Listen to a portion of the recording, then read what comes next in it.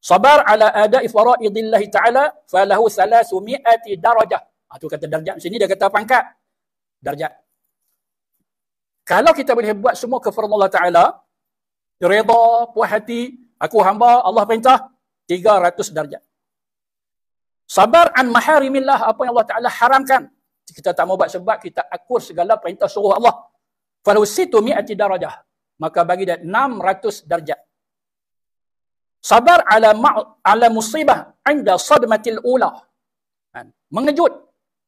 Mendadak tiba-tiba saja, ya Allah. Patutlah tadi dia kata, Tok, saya nak pergi jauh, Tok.